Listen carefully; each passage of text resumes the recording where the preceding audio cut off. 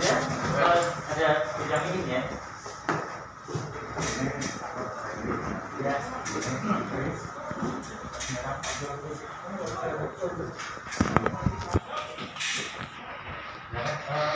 Sedang masalah atau tidak selesai? Ya, selesai. Tinggal nanti keterangan yang mana? Ya, keterangan. Ya, silakan Pak, salam. Ya. Ya.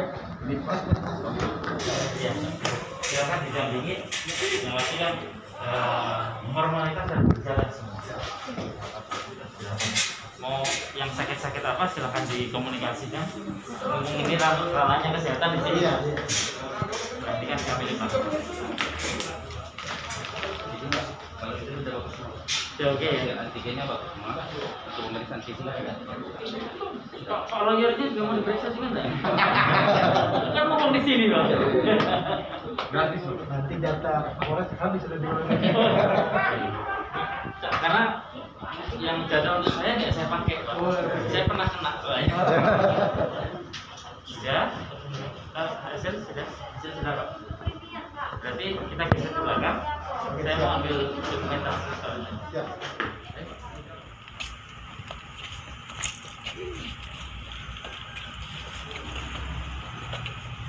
Ini Pak. Ya, ya Pak.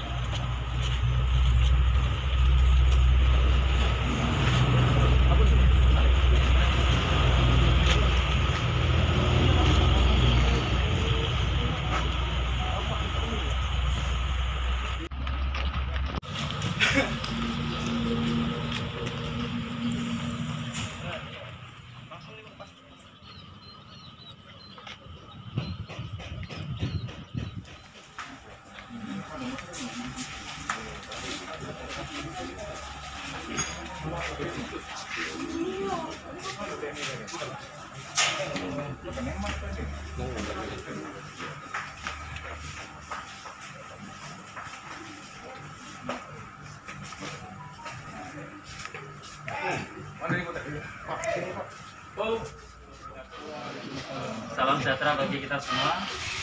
Malam ini kami mau press release terkait rencana tahap kedua tindak pidana korupsi yang awal pada tanggal 23 Oktober 2019 lalu kami buat.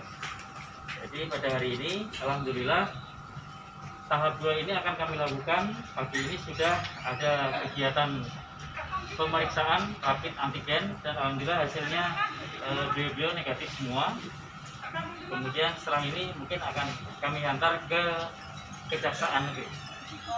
Ada berapa tersangka bang yang dalam kasus ini, kasus apa? Iya. Ada 3, yaitu yang lalu terkait dugaan tindak pidana korupsi kegiatan pembangunan jembatan KTM Rambutan Parit. Nilainya mana? Nilainya pak? Nilainya 6 miliar 800. Dugaan kerugiannya? Kerugian? Dugaannya 2,9 miliar. Tahun berapa? Tahun berapa itu pak? Itu terjadi di tahun 2017. Beliau atas nama Bapak Haji A. Inisial saja. Inisial aja. Inisial A, inisial S, kemudian inisial S3. Ada pihak ketiga jadi TSK kemudian? Sementara ini dulu. Kemungkinan nanti kalaupun ada ditemukan bukti-bukti yang lain bisa kita kembangkan lagi kemungkinan ya. Instansi mana saja pak? Dinas apa pak? Dinas apa itu pak? Dari Dinas Tenaga Kerja Transmigrasi. Ketiga-tiganya kemudian? Ini satu pelaksana, kemudian 2 terkait PPK, kemudian ketiga kontraktornya. Artinya kontraktornya pihak ketiga? Pihak ketiga. Iya, ada pihak ketiga. Pak, kasus ini sudah tahun berapa pak baru hari ini baru bisa digelar? Ini dari tahun 2019 kemarin kami lidik, sidik, kemudian tahun 2021 inilah baru bisa kami limpahkan. Ini dana APBN atau APBD nih? APBN. APBN ya? APBN. Iyalah, Kerugian negara pak. Kemarin untuk teman BPK sudah ada yang dikembalikan sekitar 250 juta, namun ada beberapa hal lain yang belum. Itu ketiga-tiganya mengembalikan atau Iya, dari pihak kontraktor. Kontraktor yang mengembalikan. Pak, TSK itu apakah punya jabatan atau gimana? Ada 1-2 yang punya jabatan pada saat itu ya. Jadi ancamannya berapa tahun? Ancaman pidana korupsi Pasalnya bang.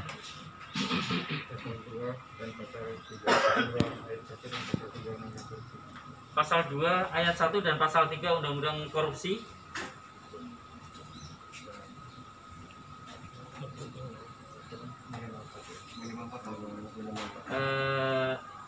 Perkiraan 5 tahun ke atas.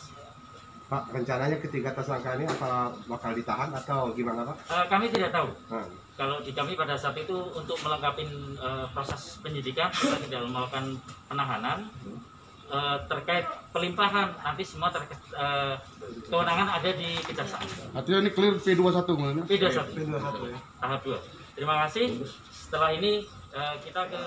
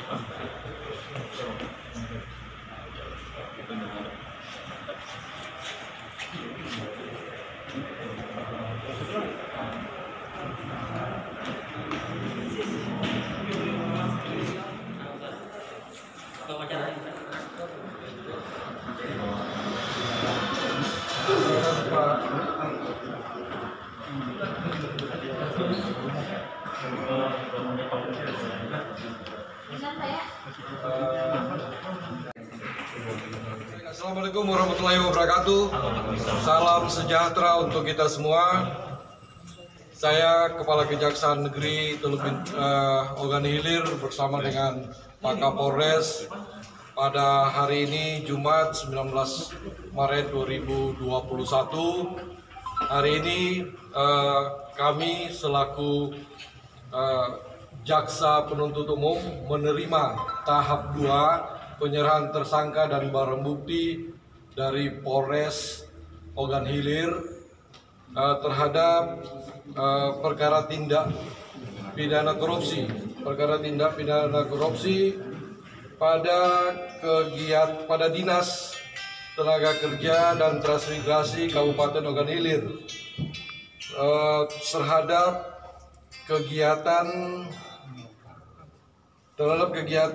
pembangunan jembatan KTM Rambutan Parit tahap 2 itu tahun anggaran 2017. Kemudian ada indikasi terhadap kegiatan tersebut menyebabkan kerugian negara, indikasi kerugian negara ya, sebesar 2.920.000.000 sekian. Dalam penyerahan tahap 2 tersangka dan barang bukti hari ini dari rekan-rekan penyidik Polres kepada Jaksa Penuntut Umum Kejaksaan Negeri Ogan Hilir itu ada 3 orang tersangka masing-masing berinisial Insinyur HA.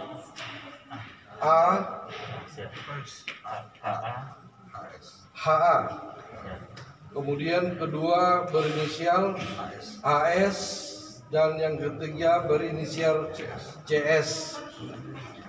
Jadi dengan penyerahan tersangka dan barang bukti pada hari ini berarti proses selanjutnya yang akan dilakukan oleh Jaksa Penuntut Umum Kejaksaan Negeri Ogan Hilir adalah mempersiapkan berkas-berkas guna proses lebih lanjut, yaitu pelimpahan ke pengadilan. Demikian yang bisa saya sampaikan. Mungkin Pak Kapolres harus tambahan, silakan. Sudah, Pak. Pak, apakah ini nanti langsung ditahan atau di mana, Pak? Soal masalah penahanan atau tidak, nanti kami serahkan kepada penyidiknya untuk melakukan penelitian lagi. Jadi proses hari ini yaitu melakukan penelitian terhadap barang bukti dan tersangka. Nanti rekan-rekan penuntut umum yang melakukan rilis pendapat apakah dilakukan penahanan atau tidak. Pak, barang buktinya diantaranya apa saja, Pak? Barang buktinya berupa dokumen-dokumen terkait dari kegiatan-kegiatan proyek tersebut. Bang, ini dari 2017 sampai ditetapkan TSK tahun 2001 karena apa? Proses penyelidikan yang rumit atau gimana? Itu Bang. Mungkin proses terhadap penemuan alat bukti yang harus dilakukan oleh rekan-rekan dari Polres, sehingga memang yang namanya tindak pidana korupsi itu kita tidak bisa seketika itu, karena ini menyangkut hak asasi manusia, jadi memerlukan penelitian alat bukti yang sangat mendasar. Pak, nilai kerugian 2,9 sekian itu dari total berapa anggaran yang di dalam proyek itu? Baik, dari total anggarannya itu sebesar 6.958 juta sekian. Jadi dari 6.958 juta sekian diindikasikan ada beberapa kegiatan yang kekurangan volume, sehingga menimbulkan indikasi kerugian 2.920 juta sekian. Benar, ini kan ada 3 tersangka, Ya. Nah, apakah ada kemungkinan penambahan tersangka ini? Karena kan tidak mungkin cuma 3 orang itu yang bisa melihat dari ininya. Ya, baik. Soal penambahan tersangka ataupun tidak itu adalah proses penegakan hukum. Biarlah penegakan hukum ini berjalan, karena kita tidak bisa menetapkan seseorang tersangka juga tanpa alat bukti. Apakah bisa kemungkinan bertambah? Itulah yang tadi yang saya sampaikan, bahwa ini proses penegakan hukum. Biarlah proses penegakan hukum ini berjalan. Kalaupun diindikasikan nanti adalah alat bukti yang mengarah kepada seseorang, pasti penyidik merekomendasikan atau menyampaikan kepada rekan-rekan penyidik bahwa ada fakta-fakta baru yang ditemukan sehingga seseorang bisa ditetapkan sebagai tersangka baru.